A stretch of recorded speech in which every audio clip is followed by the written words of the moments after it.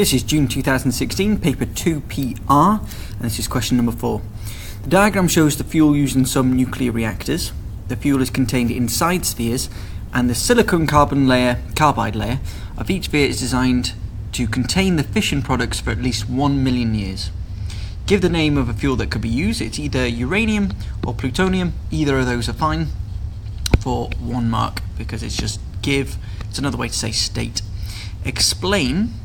So we're looking for the word because it's explain, and we need the 2 marks. They're called fission products because they are formed after the fission reaction has taken place, and you would say that the fission products could be the neutron that's released, a daughter nuclei, or even gamma radiation. These are all products of that fission reaction. Explain why is it important to contain these fission products for such a long time. Well, all these products, like the not the neutron obviously, or the gamma radiation, or gamma radiation is radioactive, it's a nuclear radiation, but the daughter nuclei, they are also radioactive. So the products are still radioactive, and explain why is important, because they are radioactive, and they have a very long half-life. So these are containing them for 1 million years. So they've got a really long half-life, very radioactive for a long time, so we want to contain them for a long time. Then it says, basically, what's the purpose of the moderator? In order to get our uranium or plutonium to fission, we have to make it unstable. To do that, we hit it with a neutron.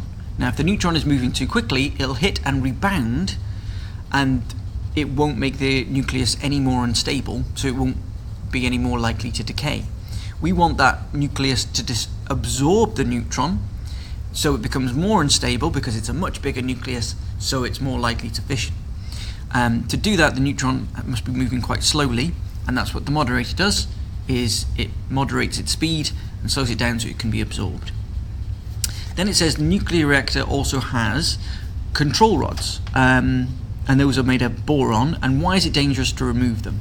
So the boron is there to absorb neutrons. It controls the rate at which the fission occurs.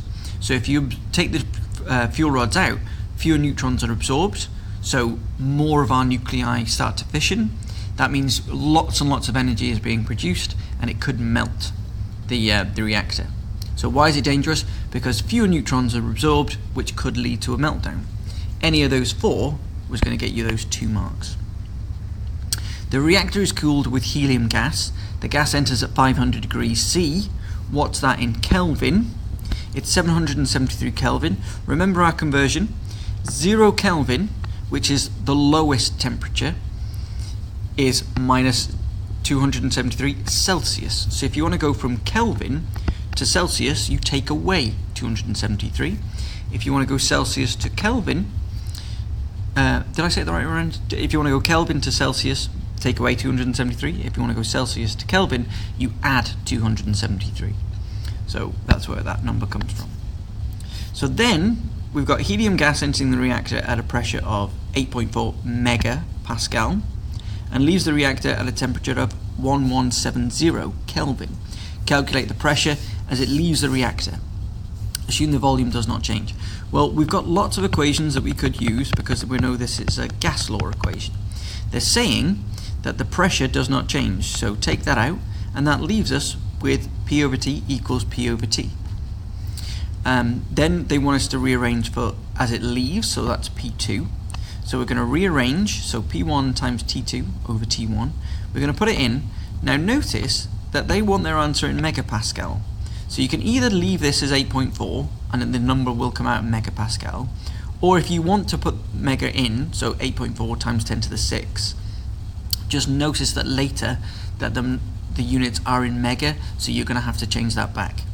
So then if we rearrange, we get all the right numbers in, we should find it is 13 megapascal.